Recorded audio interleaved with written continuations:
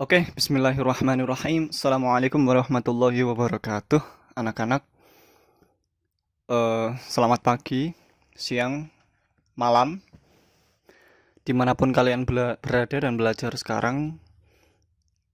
Bismillah, kita akan melanjutkan pembelajaran dari bab 2 kemarin menuju bab 3. Sekarang adalah bab 3 mengenai jujur dan adil. Sebelum kita lanjut ke pembelajaran inti, maka mari kita berdoa bersama-sama. Bismillahirrahmanirrahim. Rabbi zidni ilma warzuqna fahma wa tammim lana bil khairat. Allahumma fa'na bima 'allamtana wa 'allimna ma yanfa'una wa zidna ilma warzuqna fahma. Ya Allah, Allah maftah alaina futuhal arifina bi hikmatik wa anshur alaina rahmataka wa dzakirna ma nasina dzal jalali wal ikram. Amin. Semoga dengan berdoa itu kita itu berharap bahwasanya ilmu kita itu bermanfaat, barokah. Yang namanya manfaat itu, ilmu bukan sekedar koleksi pengetahuan-pengetahuan di kepala kita, namun juga berdampak, berimplikasi, memberikan efek bagi tindakan-tindakan kita di kehidupan sehari-hari, ya. Dan itu tujuannya ilmu. Orang yang berilmu adalah orang yang ilmunya itu ngefek, yang manfaat buat dia. Percuma banyak ilmu tapi ya tidak berguna gitu, ya. Cuma jadi koleksi pengetahuan. Ya sama seperti apalagi pengetahuan agama. Sama seperti ini. Percuma kamu mengetahui jujur dan adil, tapi kamu masih aja bohong, masih saja berlaku dolim, tidak adil sama sesama, dan lain-lain. Kalau kamu sudah mengetahui jujur itu perlu dilakukan dan adil itu harus dilakukan, tetapi kamu masih bohong, masih khianat, masih nggak adil, masih dolim, ya itu berarti level pengetahuanmu hanya sekedar koleksi, belum manfaat. Itulah kenapa kita minta kepada Allah agar diberikan ilmu yang manfaat oleh Allah. Allahumma anfa'na, ya Allah berikan, Allahumma anfa'na bima 'allamtana, ya Allah berikanlah kami ilmu yang manfaat, ya. Oke, jadi bab kemarin itu adalah bahaya judi, khomer dan pertengkaran, sedangkan bab 3 ini adalah jujur dan adil. Kedua-duanya memiliki kesamaan, yaitu sama-sama membahas tentang akhlak. Bapak ingetin sekali lagi, kalau dalam pendidikan formal, PAI itu terbagi dalam 4 aspek. Yang pertama Quran dan hadis, yang pertama ya Quran dan hadis, dua akidah akhlak, tiga adalah fikih, empat adalah SKI atau sejarah kebudayaan Islam. Sejarah kebudayaan Islam, ya. 4 aspek itu.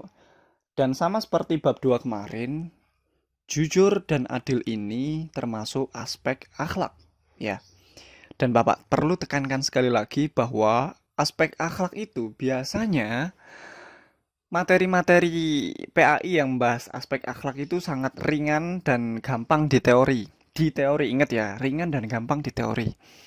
Tapi paling susah di pelaksanaannya, paling susah diamalkan, paling susah diistiqomahkan, ya.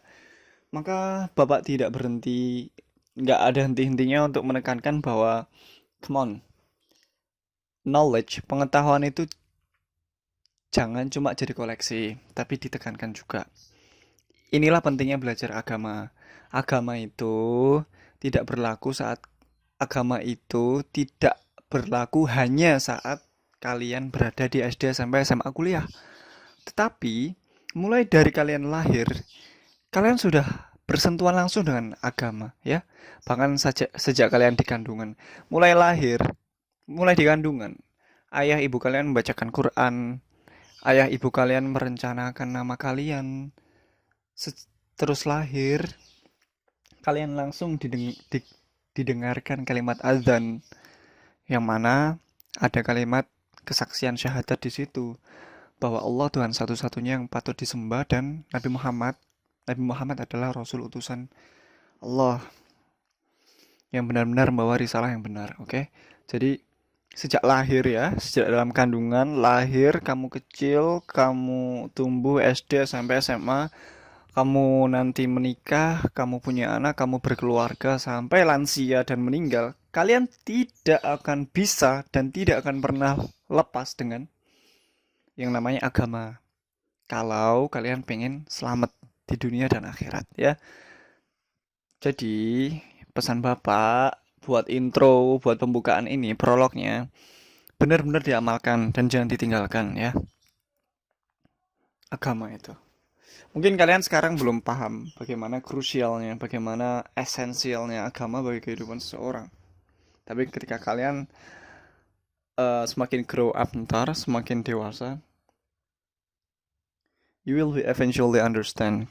Kalian akan benar-benar paham, mengalami. Jadi level pengetahuan agama kalian bukan cuma ilmu yakin, cuma mengetahui, tapi sampai ke hakul yakin, mengalami keberagamaan itu sendiri. Oke, untuk menyingkat waktu langsung saja, jujur dan adil. Jadi pembelajarannya mengikuti modul yang Bapak pakai ya, berupa PPT dan juga ada file PDF nanti. Oke ya. Satu lagi jangan lupa tuliskan absen kalian di bawah, nama dan absen kalian di bawah supaya Bapak tahu bahwa kalian sudah menyimak video ini. Oke. Jujur dan adil, kita mulai dari jujur terlebih dahulu. Secara bahasa, jujur itu bahasa Arabnya adalah as-sidqu. As-sidqu itu atau sidik itu artinya benar. Jadi itu secara bahasa ya. Bahasa Arabnya jujur, sidik. Ya. Benar dalam hal apa? Jadi setidaknya ada 3. Orang itu bisa disebut jujur kalau dia 1, benar dalam berniat. Lurus dalam berniat. Dia niatnya benar. Niatnya mau berbuat baik. Terus yang 2, dia benar dalam berkata. Maksudnya apa? Ya apa yang dia katakan itu selaras dengan realita, sesuai, sejalan dengan kenyataan. Ya kenyataannya begitu ya dia berkata seperti itu, tanpa dikurangi atau ditambahi. Yang 3 adalah berbuat benar, benar dalam berbuat. Maksudnya 3-tiganya ini saling bertautan ya, saling berkaitan ya. Misal kamu mau 3-tiganya ya, misal seperti ini. Kamu bilang kepada orang tuamu bahwasanya, Pak, Bu, saya izin mau kerja kelompok di rumah teman saya, si A. Nah, ketika kamu bilang seperti itu, maka harus 3-tiganya menjadi benar dan lurus.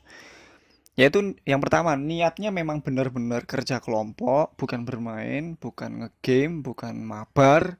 Niatnya memang benar-benar kerja kelompok, itu yang pertama. Yang kedua, perkataanmu itu dan perbuatannya selaras. Maksudnya, kalau kamu tadi bilang mau kerja kelompok di rumah temenmu, maka ya dalam berbuat kamu juga harus benar-benar kerja kelompok, bukan ngegame, bukan main-main tadi ya. Jadi niatnya memang harus benar. Oh, saya niat kerja kelompok lillahi ta'ala. Terus kamu bilang, habis niat kamu bilang ke orang tuamu, Pak, Bu, saya mau kerja kelompok di rumahnya teman saya. Setelah kamu niat dan bilang, maka the next step, langkah selanjutnya adalah berbuat. Ya udah, kamu berangkat ke rumah temanmu dan benar-benar kerja kelompok, ngerjain tugas di situ atau yang lain, belajar bareng dan atau yang lain ya. Intinya 3-tiganya ini harus benar. Saya kasih case yang lain atau contoh yang lain. Misal seperti ini.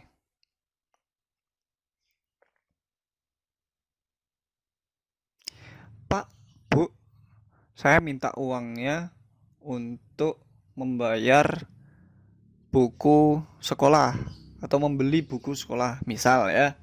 Nah, sebelum kamu berkata seperti itu kan kamu berniat dulu ya. Oh, saya niat bayar buku pelajaran di sekolah lillahi ta'ala, untuk meraih ilmu, untuk mendapat ilmu lillahi ta'ala, untuk sekolah lillahi ta'ala. Itu niatnya. Habis niat kan kamu bilang, Pak, Bu, saya minta uang misal 100.000 untuk membayar buku di sekolah. Setelah berniat dan berkata seperti itu, maka perbuatanmu juga harus sesuai niat dan perkataanmu tadi. Yaitu setelah kamu bilang seperti itu ya kamu dikasih uang 100.000 terus kamu benar-benar bayar ke sekolah dan benar-benar untuk buku pelajaran, bukan yang lain, bukan buat jajan, bukan buat beli beli apa dan sebagainya. Oke, jadi paham ya dua contoh itu. Niatnya harus benar beli buku, berkatanya juga harus benar. Pak Bu saya mau beli buku di sekolah. Berbuatnya juga harus benar. Yaitu benar-benar uang yang dikasih orang tuamu itu buat beli buku di sekolah. Oke? Paham? Paham. Ini pengertian dasar jujur. Oke, next. Kenapa sih? Why kok kalian itu harus jujur? Kenapa kok harus jujur? Kenapa kok nggak boleh bohong? Ya, jujur kan lawannya bohong. Jadi, Bapak sajikan setidaknya 4 atau 5 hadis nanti. Mengapa kalian harus honest, harus jujur ya? Jadi yang pertama, jujur itu membawa kepada surga. Rasul pernah bersabda bahwasanya, qala Rasulullah SAW, "Alaikum bisidqi, fa inna sidqa yahdi ilal birri, innal birra yahdi ilal jannah." Ini harusnya birra ya, bukan biri ya. Rawahul Bukhari wal Muslim. Artinya apa? Hendaklah kalian semua selalu jujur, karena kejujuran itu akan membawa kepada kebaikan dan kebaikan itu akan membawa ke dalam surga. Hadis riwayat Bukhari dan Muslim ya. Jadi bisa disimpulkan bahwasanya semua kebaikan itu semua kejujuran itu akan membawa ke kebaikan. Walaupun jujurnya itu pahit ya. Ada hadis lain berkata bahwasanya qulil haqqa walau kana murran. Katakanlah jujur, katakanlah yang benar walaupun itu menyakitkan, walaupun itu pahit, walaupun itu nggak enak didengar ya. Ya misal seperti kamu ditanya orang tuamu, nak dapat nilai berapa matematika misal. Kalau dapat nilai jelek ya katakanlah jelek walaupun nanti kalian dimarahin. Maaf ya, aku dapat nilai di bawah remedi. Ya nggak apa-apa, bilang aja seperti itu. Itu jujur, walaupun itu sakit, walaupun kalian ntar diomelin, walaupun kalian ntar jangan bilang diomelin ya, walaupun kalian ntar dimarahin mungkin, dikasih nasihat yang banyak sama kedua orang tua kalian ya. Ya nggak apa-apa, terima, dengerin, walaupun itu menurut kalian menyakitkan atau nggak enak. Tapi menurut Islam harus kulil haqqa walau kana murran, harus disampaikan kejujuran itu walaupun sakit. Nah, dengan begitu, ayah bundamu akan tahu bahwasanya, oh anak saya kekurangannya di matematika, oh anak saya kekurangannya di mata pelajaran ini. Maka mungkin kamu dileskan atau kamu diberi perhatian lebih ke mata pelajaran itu. Dan nantinya kalian akan bisa lebih mengerti tentang mata pelajaran yang kalian kurangi. Itu contohnya, ya. Jadi semua kejujuran eventually pada akhirnya akan membawa kalian kepada kebenaran. Tidak ada jujur yang membawa kepada kejelekan ya, kebaikan. Pasti mengarah ke kebaikan. Yahdi ilal birri wal birra yahdi ilal jannah. Dan kebaikan itu selalu membawamu ke dalam surga ya. Yang baik-baik akan balik ke surga ya. Ingat kalian diciptakan itu, asal-usul kalian itu bukan bumi. Asal-usul kalian itu, kalau kalian tahu sejarahnya nenek moyang kalian, Mbah Adam, kakek Adam, Nabi Adam itu asalnya dari mana? Dari surga. Maka tempat kalian yang sejati harusnya surga. Kalian harus pulang kampung ke surga. Seperti itu. Dan perlu diketahui, orang yang di surga itu orang yang baik-baik saja. Tidak ada orang yang belum tersucikan hatinya atau orang yang belum baik masuk surga kecuali dengan rahmat Allah. Dan itu pun ya gitulah intinya. Kalau kalian semua pengen masuk surga, ya kalian harus otomatis baik. Dan kunci dari kebaikan itu adalah jujur. Oke, itu hadis yang pertama. Dan hadis ini diriwayatkan oleh Bukhari dan Muslim, di mana kedua, kalau hadis diriwayatkan oleh Bukhari dan Muslim, maka insya Allah benar-benar trusted ya. recommended. Maksudnya dari segi kebenaran sanadnya itu memang benar-benar terjaga. Oke, nggak usah ragu lagi. Hadis ini doif atau hasan atau sahih, Pak? Insyaallah sahih. Terus next. Jujur itu kan ketenangan, sedangkan dusta atau bohong adalah sebuah kebimbangan. Ya, ini bisa dibaca sendiri hadisnya ya. Da'ma yaribuka ila ma la yaribuka fa inna sidqa tuma'ninah wal kadiba ribah. Rawahu Tirmidzi wa qala hadisun sahih. Hadisnya sahih. Jadi artinya langsung. Artinya dari Abu Muhammad Al-Hasan bin Ali radhiyallahu anhu, ia berkata bahwa aku menghafal hadis dari Rasulullah SAW, yaitu tinggalkanlah olehmu apa saja yang meragukan buat kamu dan beralihlah kepada yang tidak kamu ragukan. Sesungguhnya kejujuran itu ketenangan dan kedustaan itu kebimbangan. Jadi titik tekan di hadis ini adalah di kalimat terakhir ya.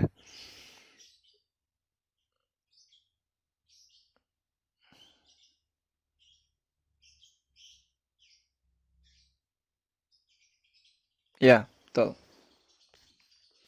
Jujur itu ketenangan dan kedustaan itu kebimbangan. Jadi ini teori yang semua orang, semua agama, bahkan orang yang tidak memiliki agama pun juga pasti mengalami. Karena ini masalah kejiwaan ya, ini masalah psikis ya.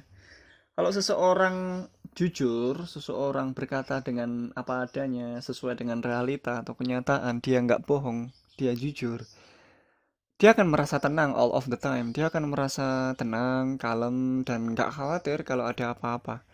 Karena memang dia bilang jujur, dia tidak akan menimbulkan masalah, dia tahu itu. Nah, tetapi beda ketika ia berbohong.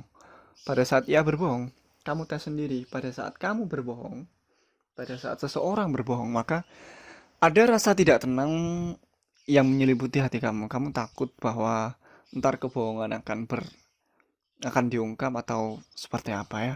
Dan ingat, kebohongan itu memang bisa menutupi masalah sejenak sesaat. Tapi ingat, satu kebohongan akan berlanjut kepada kebohongan yang lain. Ya.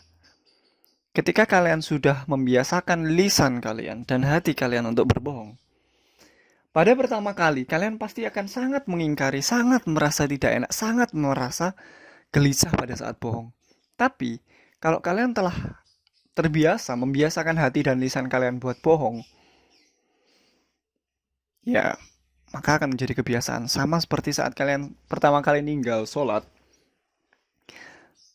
that will be the hardest time of your life. Jadi itu adalah saat-saat yang paling susah menyusahkan hatimu ya. Tapi kalau udah kamu terbiasa ninggal sholat, besoknya ninggal lagi, lusa ninggal lagi, next week ninggal lagi, terus ninggal terus, ya you will be accustomed. Kamu akan terbiasa ninggal sholat, jadi nggak merasa berdosa lagi. Karena hati itu sudah sering saya jelaskan, hati itu kayak lingkaran putih gitu ya. Hati itu, sorry. Hati itu seperti lingkaran putih. Misal,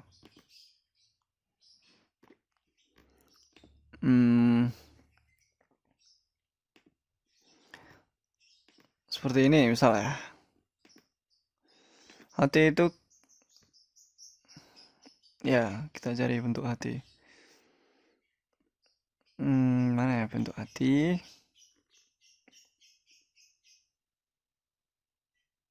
Nah ini. Hati itu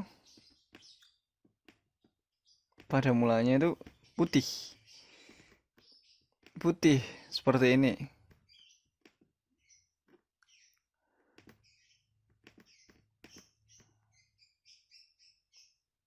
Merah lah ya. Putih ya hati itu. Ini ya bukan hati beneran, kayak perumpamaan aja. Tapi pada saat kalian melakukan dosa, maka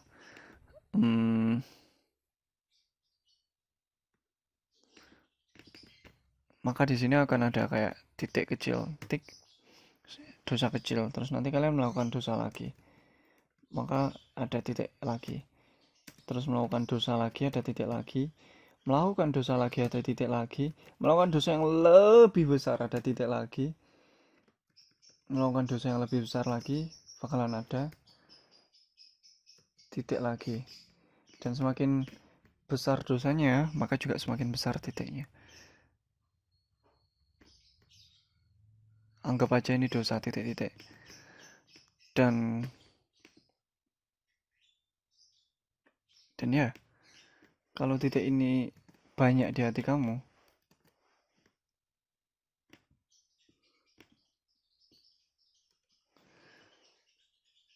dan titik ini membesar,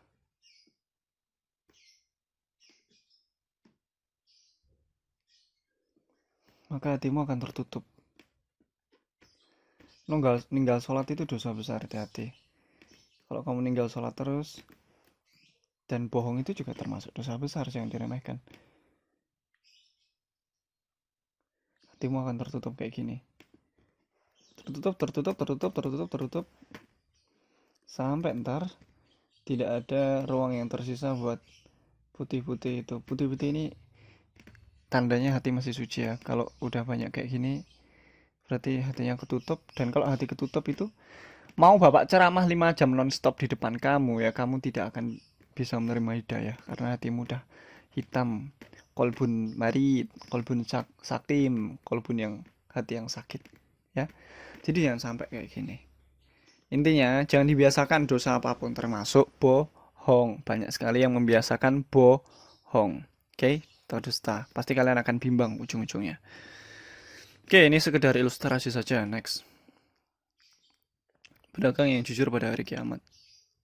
Kenapa kok dipilih kata pedagang dalam hadis ini? Profesi pedagang. Innat tujara yub'atsuna yaumil qiyamati fujjaran illa man ittaqallaha wa barra wa sadaqa. Kenapa kok yang dipilih dalam hadis ini pedagang? Karena salah satu profesi yang paling rawan terjadinya kecurangan adalah pedagang. Jadi, ya pedagang, para pedagang akan dibangkitkan pada hari kiamat nanti sebagai orang-orang yang fajir. Fajir itu jahat. Kecuali pedagang yang bertakwa kepada Allah, berbuat baik dan berlaku jujur ya.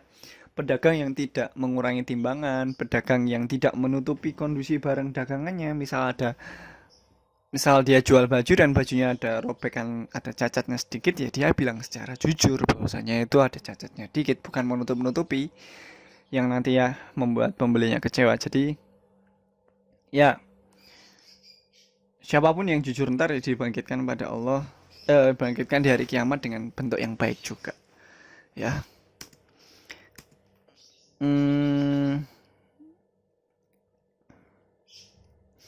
Ini yang tadi ya, jujur membawa surga, tapi ini hadisnya lebih lengkap. Artinya saja, hendaklah kamu berlaku jujur, karena kejujuran menuntunmu pada kebenaran, dan kebenaran menuntunmu ke surga. Dan senantiasa seorang berlaku jujur dan selalu jujur sehingga dia tercatat di sisi Allah sebagai orang yang jujur. Dan hindarilah olehmu berlaku dusta, karena kedustaan menuntunmu pada kejahatan, dan kejahatan menuntunmu ke neraka. Dan seorang senantiasa berlaku dusta dan selalu dusta, sehingga dia tercatat di sisi Allah sebagai pendusta. Hadis riwayat Muslim. Jadi hati-hati. Oke, bentar. Ya, jadi kita lanjut hadis yang terakhir. Ayatul munafiqin salasun idza haddatsa kadzaba wa idza wa'ada akhlafa wa idza tumina khana. Artinya tanda orang munafik itu ada 3. Yang pertama, jika dia berkata maka dia bohong, dia dusta. Kedua, jika dia berjanji maka dia mengingkari. Dan jika diberi amarah maka dia khianati. Ingat, nerakanya orang munafik itu lebih panas, lebih bawah daripada orang yang kafir. Jadi innal munafiqina fidarkil asfarin nar, kalau tidak salah seperti itu ayatnya. Silahkan dicek, saya lupa. Intinya orang munafik itu nerakanya paling panas dan paling bawah ya. Dan apabila kalian membiasakan diri kalian berbuat nggak benar alias bohong, berkata bohong, ya kalian mengkategorikan diri kalian sendiri sebagai orang yang munafik. Jadi jangan sampai seperti itu. Nauzubillah min dzalik. Oke. Oke, jadi terus saya juga eh mengambil kredit dari PowerPoint-nya orang-orang ini.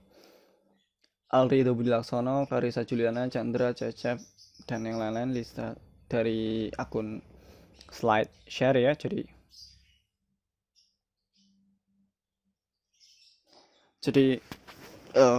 ya saya mengambil kredit dari itu, saya download PPT-nya dan saya share ke kalian. Tadi udah pentingnya perilaku jujur. Sifat jujur ini harus dimiliki oleh setiap manusia karena sifat ini merupakan prinsip dasar dari cerminan akhlak seseorang. Jujur juga dapat menjadi cerminan dari kepribadian seseorang, bahkan kepribadian bangsa. Oleh sebab itulah, kejujuran bernilai tinggi dalam kehidupan manusia. Kejujuran banyak dicontohkan langsung oleh Rasulullah SAW. Dapat kita ambil keteladanan dari Rasul kita Nabi Muhammad SAW yang memiliki sifat wajib bagi Rasul. Salah satunya adalah amanah, yang berarti dapat dipercaya. Oke? Kejujuran adalah bekal bagi kita untuk mendapatkan kepercayaan dari orang lain.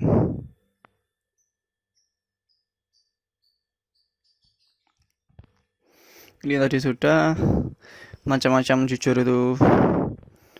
Jujur dalam niat, jujur dalam ucapan sudah.